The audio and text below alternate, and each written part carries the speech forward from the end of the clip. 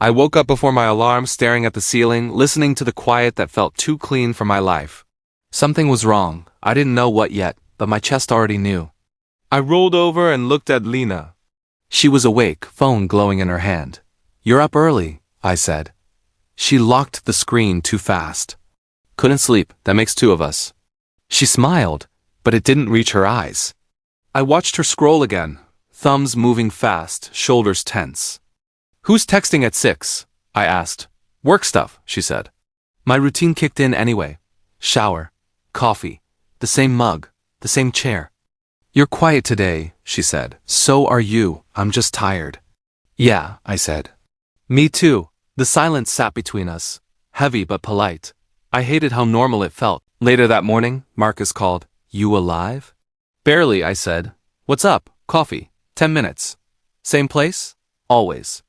Marcus was the one person I never doubted. We'd survived worse than bad mornings together. At the cafe, he leaned back and studied me. "You look calm." "I feel calm." "That's not better." "I know," he laughed. "Lena still stressing you out?" I shrugged. "She's distant. Work pressure," he said. She bounced back.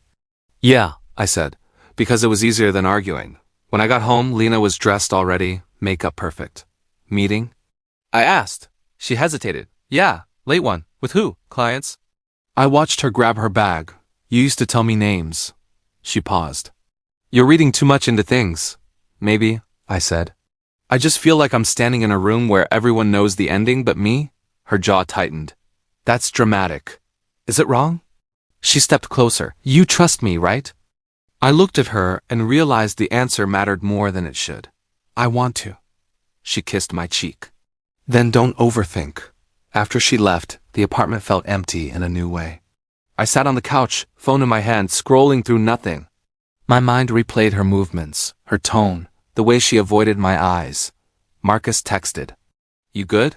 I typed. "Yeah, it was a lie, but a small one." That night, Lena came home late. Too late. She dropped her keys softly. "You eat?" She asked. "Wasn't hungry." She nodded. "Long day." "Worth it?" She froze. "What's that supposed to mean?" "Nothing," I said. "Just asking." She turned away. "I'm going to shower." Just clarity. I realized then that fear had already left me. All I felt was disappointment, and the quiet certainty that betrayal doesn't arrive loudly. It slips in when everything feels too calm. I stayed on the couch long after the shower ended. Lena didn't come back to talk. The door closed. The lock clicked. I checked the time and smiled at how steady my hands were. "So this is it," I whispered, "not the explosion, not the fight. Just the slow understanding that trust can die quietly." I didn't feel weak. I felt prepared. Somewhere inside me, a plan was forming, not for revenge, not for forgiveness, but for control. If the ground was going to collapse, I would choose where to stand. If a door was about to slam, I would be the one walking through it first. I already knew tomorrow would look normal on the surface. Breakfast, texts, smiles, lies. But inside, something had shifted permanently. I wasn't afraid of losing her. I was afraid of wasting one more day pretending I didn't see what was coming. She asked me for a lighter outside a grocery store, and I remember thinking she looked lost but proud. "You good?" I asked. "Not really," she said. That honesty hooked me faster than her smile. We talked for 20 minutes, then an hour, then like people who didn't want to go home. "You always help strangers?" She asked. "Only the honest ones," I said. I paid for her groceries that night. She tried to refuse and I insisted. "Don't make this weird," I said. "I won't," she said, smiling like someone who needed a win. That was how it started, not fireworks, just relief. Back then, I had more loyalty than money. When Lena told me about her debts, her bad job, and her fear of falling behind, I listened. "I just need time," she said. "Then take it," I said. I helped with rent, food, bills. No questions asked. Marcus warned me once. "You're giving too much," he said. "I'm investing." I said. "People aren't projects," he replied. I ignored that because Lena needed me to be strong. Emily entered the picture months later at a bar. She worked with Lena and spoke carefully. "You're a good guy," Emily said, watching Lena laugh across the room. "She's lucky," I said. Emily hesitated. "Just make sure she's lucky enough," she said. What's that supposed to mean? I asked. Nothing, Emily said too fast. I laughed it off and ordered another drink. Looking back, Lena leaned into me that night and whispered, "You're my safe place." I believed her without checking the ground beneath my feet. I wanted stability, not drama. Loyalty, not passion. I ignored the red flags because love felt like responsibility. Every time Lena thanked me, I felt taller. "Don't ever leave me," she said once. "I won't," I said, meaning I won't stop trying. That promise became my blindfold. I thought saving her meant she'd never leave me. I didn't see that love built on rescue always keeps score. But in those days, I was proud to carry her weight. "One day I'll repay you," she said. "Just stay," I answered. That was the deal I made with my heart. I didn't know then that deals like that always expire. Every rescue creates a debt, even if no one says it out loud. I was just too busy proving my loyalty to notice hers fading. Back then, love felt like a contract I could enforce by effort alone. No one told me effort isn't insurance. If someone wants to leave, they don't need permission. I learned that later when silence replaced promises. But in this chapter of my life, I was still hopeful, still building, still believing, still blind. Lena didn't betray me yet. She just learned how far I'd go for her, and I let her learn. That's why it hurt later in a way pain usually doesn't. Every favor, every sacrifice, every excuse widened the gap. I thought patience would save us. Instead, it trained her to leave without guilt. That's the truth I couldn't see then. I was busy being her foundation while my own walls thinned. By the time I noticed, love had already turned into leverage. And I was still smiling, proud of how much I could give. That pride is what made the fall hurt. Because when you build yourself around someone else, there's nothing left when they step away. I didn't know that yet. All I knew was that I loved her. And I believe love was enough. It never is. That lesson waits until you're too invested to leave cleanly. And I was already deep inside it, smiling, hopeful. I noticed the number first. "Why did the account drop 3,000? I asked, keeping my voice light. She shrugged. "Supplies. You said your company covered that." She laughed softly. "I told you they reimburse later." That laugh stayed with me longer than it should have. Later that day, she grabbed her jacket. "Meeting tonight," she said. "With who?" I asked. She hesitated just a beat. "Finance team." Her eyes narrowed slightly. "Plans change." "Yeah," I said. "They do." When the door closed, I stood still, staring at it like it might explain her for me. Marcus called an hour later. "You free?" he asked. "Always," I said. At the bar, I brought it up casually. "Lena's got a lot of meetings lately," Marcus smiled. "That's good. Means she's moving up, does it?" That word hit harder than it should have. "I support you," she continued. I looked at her and felt my resolve slip. "I'm sorry," I said. "I didn't mean it like that." She relaxed instantly. She leaned in and kissed my forehead. "Don't let your head ruin what we have," she whispered. I nodded, even though something inside me didn't. That night, I lay awake listening to her breathe. I replayed the conversation again and again.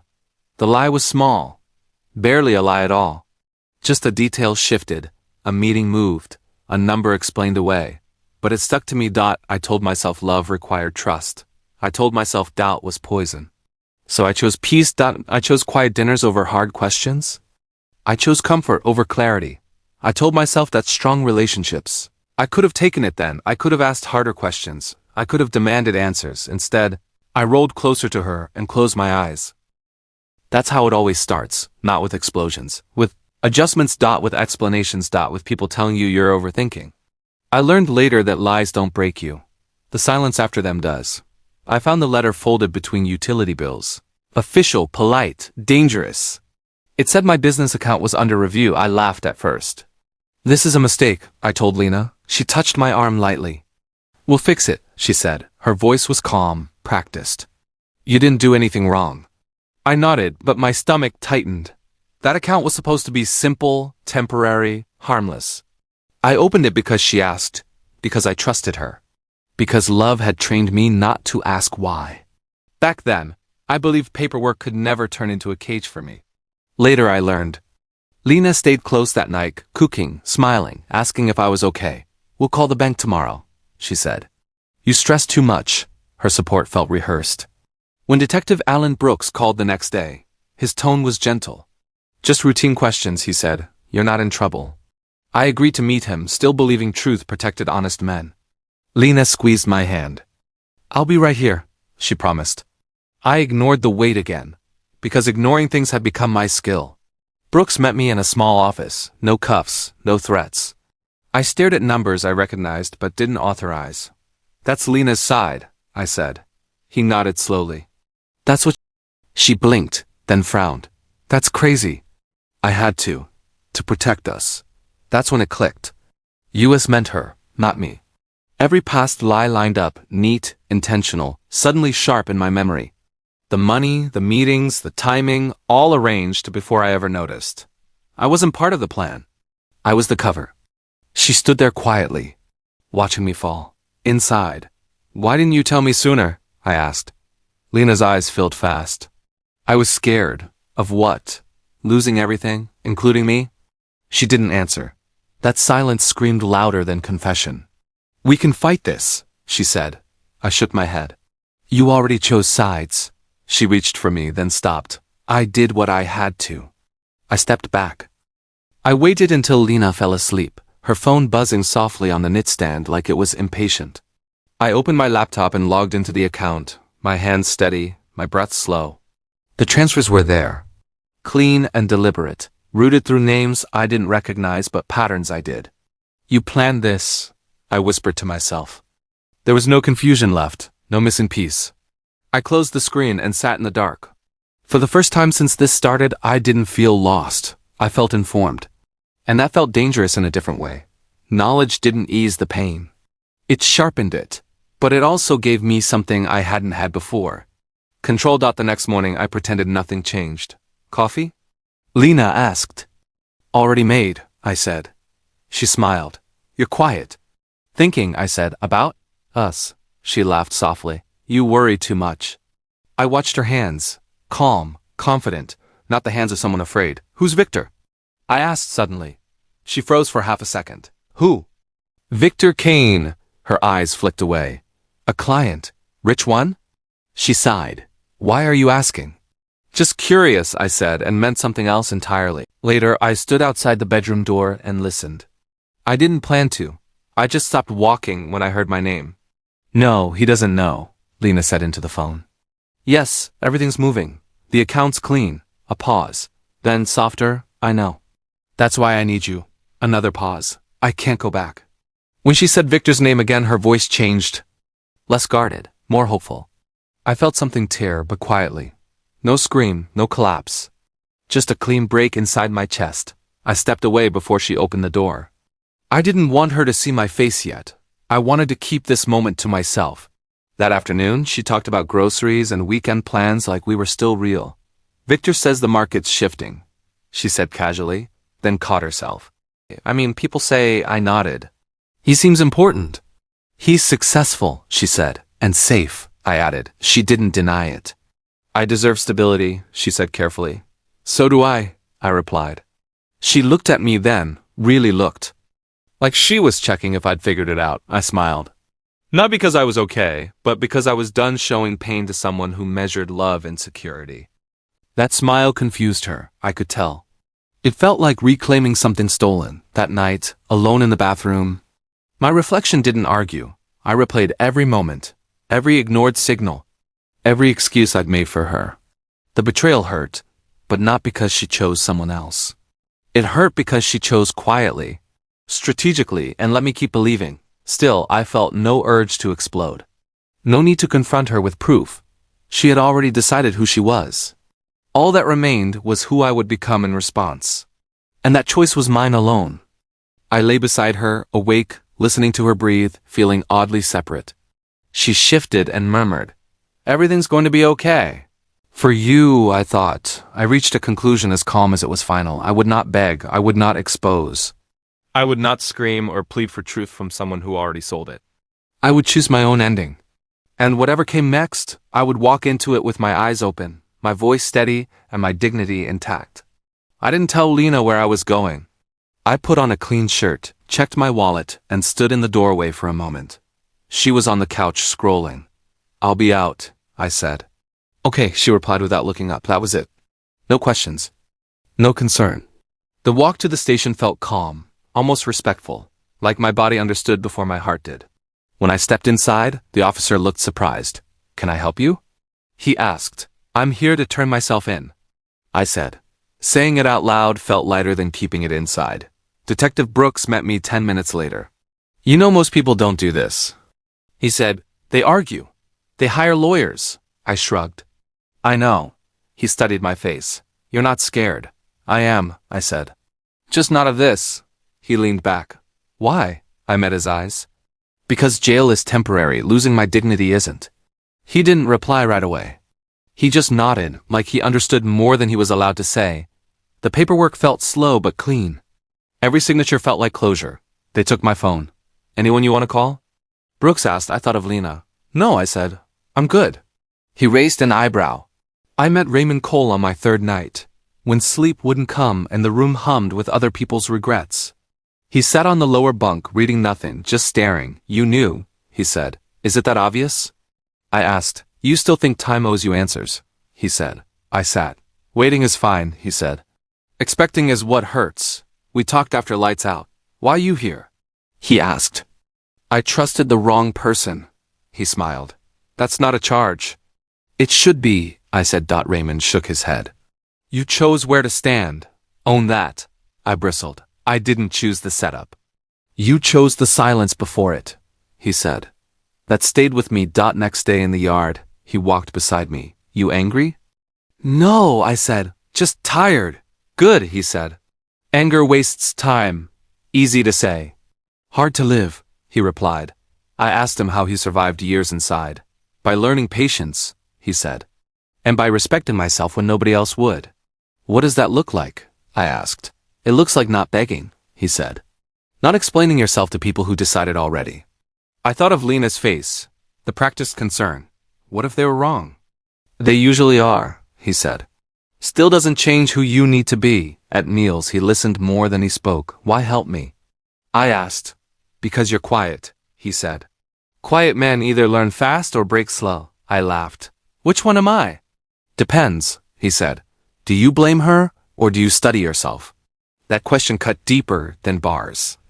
At night, I replayed choices, not to punish myself, but to see patterns. I saw how I traded boundaries for peace, certainty for comfort, questions for quiet. I stopped calling myself unlucky. "I wasn't a victim," I told Raymond. He nodded. "Say it again." "I wasn't a victim," I said. "I was careless." "Better," he said. "Careless men can change." We spoke about dignity. "Dignity is behavior," he said. "Not outcomes." "So jail doesn't matter?" I asked. "It matters," he said. "Just not the way you think." Days passed without drama. That felt like progress. One afternoon, I told him, "I miss my life." "You miss an idea," he said. "Keep the lesson, drop the fantasy." I breathed easier after that. I stopped counting wrongs and started counting breaths. One evening, he asked, "What do you miss most?" I answered, "Control." He nodded. "Control starts with mornings," he said. "Make your bed, eat slow, speak plain." I laughed. "That's it?" He smiled. "Simple works." We practiced silence together, letting noise pass without grabbing it. "Notice your breath," he said. "Notice your choices." I did. I noticed how I stood straighter, how apologies left my mouth, how blame stayed locked away. "You don't owe explanations," he reminded me. "Only consistency." I stopped rehearsing speeches for court. I stopped arguing with ghosts. When anger rose, he said, "Name it, then release it." I tried. It worked. I learned to wait without shrinking. I learned to listen without surrendering. "You're rebuilding," he said one night, "brick by brick." I asked, "What if I fail again?" He answered, "Then fail honest." That landed. Honest failure felt lighter than perfect lies. Days blurred, but my center sharpened. I wasn't here to win arguments. I was here to become someone I could stand behind when the doors opened. Patience stopped feeling like weakness and started feeling like choice, and choice felt powerful even inside walls that tried to tell me otherwise. Raymond noticed and nodded without praise, which taught me restraint better than applause ever could. When letters came and went without Lena's name, the ache dulled into clarity. "She took my freedom," I told Raymond. He looked at me and, "She gave me clarity," I said. He smiled, small and sure. That's the trade. That night I slept. Really slept. News travels slow inside, but it always arrives. Raymond handed me the paper and said, "You might want this." I scanned the article and felt nothing spike. Victor King questioned in Financial Probe, I read aloud. Raymond watched me. "You smiling?" "No," I said, "I'm steady." He nodded. "That's better." I folded the paper. Victor's name sat there like proof, not victory. I didn't feel relief. I felt confirmation. The kind that doesn't need witnesses. "Looks like timing caught up," Raymond said. "Timing always does," I replied. Later that week, a letter came with familiar handwriting. Emily Ross. I sat on my bunk and read it twice. "I tried warning you," she wrote. She burned every bridge. Work, friends, favors. People talk. I whispered, "Of course they do." Emily described Lena's new apartment. The tension, the whispers following her. "Security costs more than she thought," the letter said. I laughed once, quietly, not happy. Just clear. "She always wanted clean exits," I said to Raymond. "Left messes behind instead." He said, "Mess finds its owner." On the phones, Marcus spoke fast. "It's unraveling," he said. "Victor's lawyers are everywhere. Lena's stressed." I listened without interrupting. "You okay?" He asked. "I am," I said. "You don't sound excited." "I'm not. You deserve this," he said. I shook my head, though he couldn't see it. "Deserve is loud," I said. Lena sat across the glass, hands folded, eyes searching my face like it still belonged to her. "You always were," I said. She flinched. "I never wanted this," she whispered. "Neither did I," for how things happened. I watched her mouth shape the words. "You're sorry for the mess," I said. "Not the plan." She swallowed. "You don't understand everything," I smiled gently. I understood enough before anyone spoke. The silence between us stretched, heavy, revealing how far apart we had traveled without ever walking together again now. She pressed her palms to the glass. "You wanted control," I said. "I took it away," her voice cracked. "You chose jail over me. I chose myself," I replied. She shook her head. "Victor promised security, and I promised loyalty," I said. She asked. I leaned forward. "Because panic is what you expected." The realization settled slowly on her face, like a door closing that could not be reopened by apologies or late confessions now. She tried again, softer. "I was under pressure." I nodded. "So was I. You don't see everything I carried," she said. "I see what you dropped," I replied. Her eyes filled. "Say something," she begged. I said, "I already did months ago." She gripped the bench. "Can we start over?" "No," I said. "You already started somewhere else." She whispered, "I didn't think you'd let me go." I answered, "I let go before you pushed." The guard shifted nearby. I stayed still, listening to my own heartbeat, steady, unbroken. Her questions circled, desperate, while my answers stayed grounded, shaped by choices I finally respected without asking permission from anyone else in that room today anymore. She wiped her cheeks. "You're punishing me," she said. "You loved me," she said.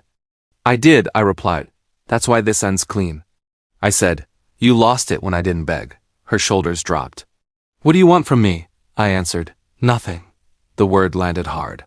That emptiness felt earned, not cruel, the natural result of choosing myself instead of performing forgiveness on demand. Her silence confirmed what my calm already knew about endings and the cost of control for everyone involved. She stood when time was called.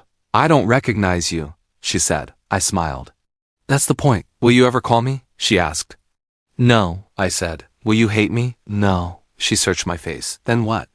I said, "I'll move forward." She hesitated, then turned away. I watched her walk out, smaller, quieter, carrying the weight she tried to give me. The room felt lighter without her, as if honesty finally had space to breathe without negotiation. I sat back, shoulders relaxed, accepting the quiet as proof of growth earned through restraint and choice. I stayed seated after she left. The guard waited. I said nothing. I thought about timing, about choices, about silence doing its work. When the guard asked, "You ready?" I nodded. As the door opened, I spoke softly, not to her, not to anyone else, but to the truth I finally trusted.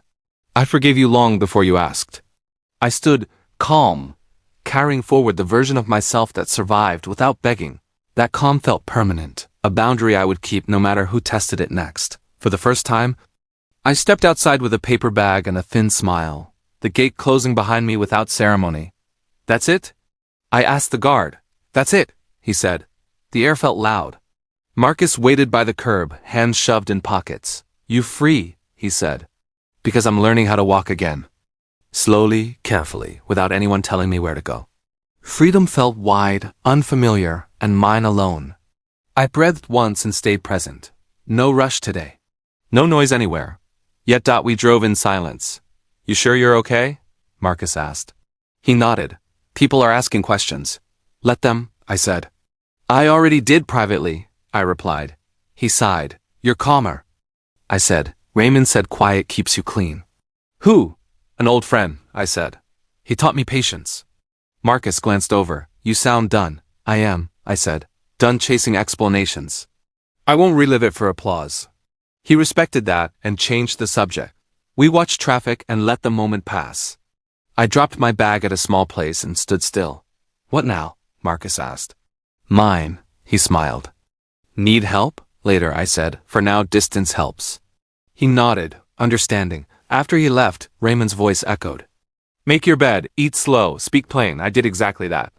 No plans, no announcements. Just habits returning, brick by brick, without witnesses. I cooked simple meals and slept early. I wrote lists, crossed items off, and kept promises. No revenge plans, no speeches, no headlines, just forward motion and accountability. That steadiness surprised me daily, and kept me honest always. Days passed. Marcus texted. You hiding?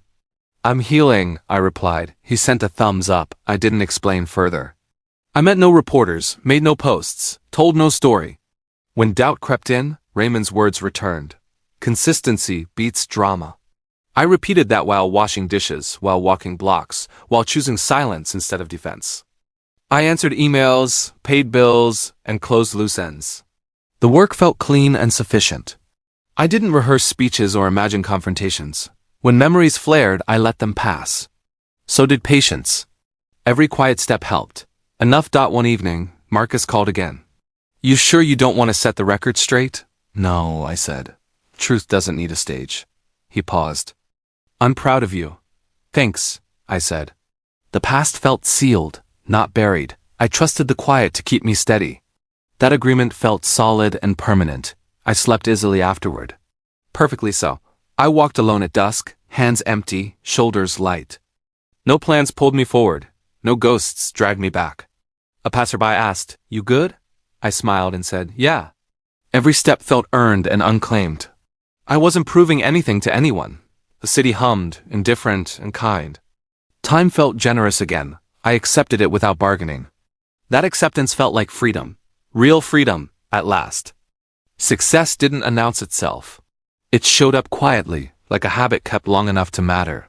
My manager said, You're reliable. I nodded. That's the goal. Friends said, You seem lighter. I answered, I stopped carrying things that weren't mine. Marcus told me, People are noticing. I replied, Good, then they'll leave me alone. The work paid steadily. My sleep deepened. I spoke less and meant more. Nothing flashy. Just progress that didn't ask for approval. I learned that peace compounds faster than applause ever could. Every day ended without regret. That felt like winning without witnesses. News found me anyway. Marcus said, She's not doing well. I asked, Why are you telling me? He hesitated. She keeps asking about you. Tell her nothing, I said. She regrets it, he added. Regret is private, I replied. So am I, he sighed. She wants closure. I said, She had her chance. Silence followed. It felt right. I didn't need updates to feel complete. I didn't need apologies to validate my choices. I chose distance, and distance kept me clean. The messages came next. Unknown numbers, old emails. Can we talk? I just want to explain. Please. I deleted them without opening. A coworker asked, You don't feel curious? I said, Curiosity costs. Another said, You're cold. I smiled. I'm contained. Control wasn't blocking her. Control was refusing to reopen a door I already walked through. I learned that dominance is loud and temporary, but self-respect is quiet and permanent. I kept my phone face down and my schedule full. That felt intentional. One night, Marcus tried again. You sure you don't want to hear her out? I answered, I already heard everything. What if she changed? He asked. Then she changed without me, I said. He paused. You're firm. I'm finished, I replied. There's a difference. We talked about work and weather instead. I noticed how calm followed boundaries. No spikes, no swings. Just steady days built on choices I could stand behind. I thought about control while washing dishes. Control isn't winning arguments. It's choosing silence when noise asks for you. It's refusing to explain your healing to people who benefited from your confusion. I practiced that daily. When praise came, I accepted it without leaning on it. When doubt arrived, I named it and moved on. Raymond's words returned often. Behavior is dignity. I kept my behavior clean. That became my reputation. Unreachable didn't mean cruel. It meant unavailable for chaos. I stood by the window one evening, city humming, phone quiet. I didn't feel hardened. I felt aligned. Jail didn't break me. Trusting the wrong person did. Surviving it rebuilt me. I turned off the light and let the night settle. Tomorrow would be ordinary and earned. I welcome that. I wake up calm now and that still surprises me. You okay? Marcus asked last week. Yeah, I said. I finally am. He smiled like he believed me, not because I convinced him, but because my voice didn't shake. I don't rush mornings anymore. I choose them, coffee, light, silence. I hear my own thoughts without flinching. That's new. Pain used to talk louder than sense. Now it waits its turn, then leaves. I don't fight it. I acknowledge it and move on. That's dignity. Not denial, not noise. Just ownership. I think about identity a lot. Not who I was to others, but who I am when no one's watching. Raymond once said, character shows up alone. I didn't understand then, I do now. I stopped performing strength and started practicing it. I stopped explaining myself to people who didn't earn access. When someone asks, how did you survive that? I answer, I chose myself. That answer doesn't need footnotes. It doesn't need sympathy. It stands on its own, so do I. Betrayal didn't destroy me. Letting it define me almost did. I learned it slowly, the hard way, through quiet nights and locked doors. I didn't escape pain. I carried it, studied it, and set it down when it taught me what it came to teach. That choice mattered more than anything taken from me. I don't pretend it didn't hurt. I refuse to pretend it owns me. Both can be true. That balance is where peace lives. Sometimes people say, you're strong, I correct them. I'm honest. Strength fades when it's forced. Honesty stays when it's chosen. I chose honesty about my limits, my mistakes, my blind spots. I chose to stop rescuing people who didn't want to be saved. I chose to stop trading dignity for comfort. Those choices rebuilt me quietly, brick by brick, without applause, without witnesses. That's the kind of rebuilding that lasts. If you're listening to this in your head, wondering how to move forward, hear me clearly. You don't need revenge. You don't need closure from the person who hurt you. You need alignment. You need to decide who you are when everything else falls away. Betrayal doesn't end you unless you let it write your identity. Don't give it that pen. Take it back. Write something clean. Something you can stand behind. I look at my hands now and see steadiness where there used to be tension. I leave rooms when they feel wrong. None of that is dramatic. All of it is freedom. Freedom isn't the absence of walls. It's the presence of choice. I didn't understand that until I lost both. Losing them taught me which one mattered more. I didn't win because someone else lost. I won because I stopped playing a game that required me to disappear. Jail didn't break me. Silence didn't erase me. Waiting didn't weaken me. Every step I took on my terms added weight to who I became. That weight feels solid. Earned. Mine. I walked into jail on my terms and walked out free in every way that mattered.